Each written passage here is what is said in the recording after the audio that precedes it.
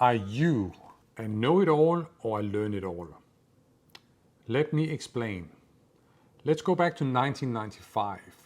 Microsoft has just released the new Windows 95 and people are going crazy. There are queues outside the tech stores of people who want to pick up the new version of Windows so they can go back and install it on their PCs. At the time, Windows was installed on 86% of PCs in the US. Microsoft was killing it.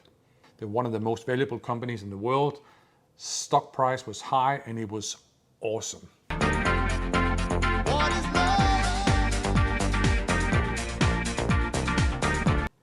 But the party didn't last. Microsoft was growing big. It was becoming bureaucratic. In 2000, Steve Ballmer replaced Bill Gates as the CEO of Microsoft. Steve Ballmer was a Mr. Know-it-all. I have 4 words for you. I love this company. Yes! The belief at Microsoft was, if it is not invented at Microsoft, it doesn't matter. You would get in trouble if you brought other products into the office. Microsoft believed they had the smartest people, the smartest engineers, and they knew what the market wanted.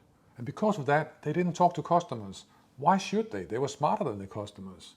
Microsoft would wake up in the morning, look in the mirror and go, "We are awesome."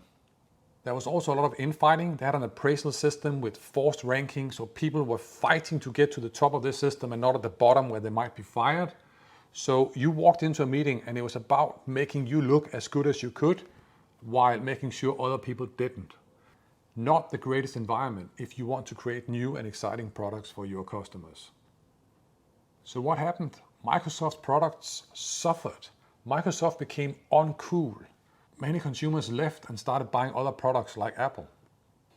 And over the next decade, things just got gradually worse. They still had Windows, they still had Office, they were still milking it, but they were not growing and they were not creating new and better things. Microsoft was in trouble. In 2014, Satya Nadella replaced Steve Ballmer as the CEO of Microsoft. Nadella is also a Microsoft guy, but he is different. Nadella is Mr. Learn-it-all. Steve Ballmer was Mr. Know-it-all. So Nadella came in with a different hat on, looking at the company, telling himself, we need to change. And one of the first things he changed was the mission statement.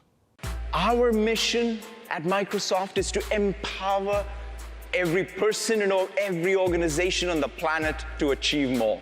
We make things that help you make things. It's all about helping people and organizations to do great things. So based on that, there were 3 big things that he did to support that mission statement. Number 1, empathy for the user. It's all about understanding who is using our product, what are their struggles, how can we help them do things better.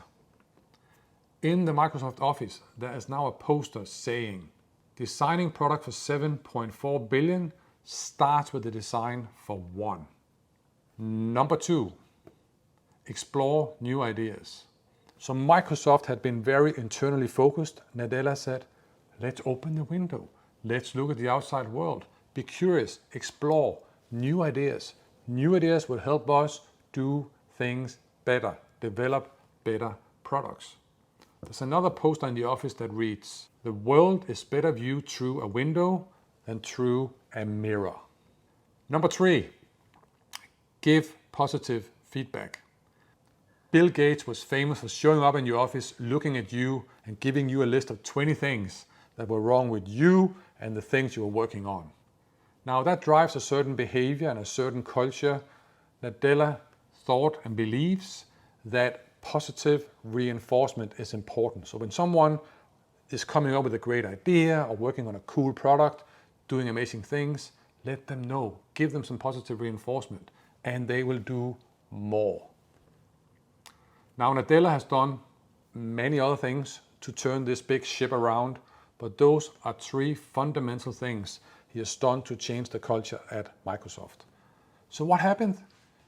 Since 2014, Microsoft has done one of the most remarkable turnarounds. They now make cool products. People start to love them again. They are selling more and they are now back. The share price has gone up. They are one of the most valuable companies in the world. So what can we take away from this story? My question to you is simply, are you a know-it-all or are you a learn-it-all?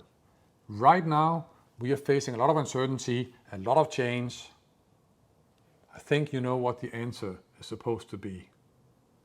We can all learn from Nadella. Boom.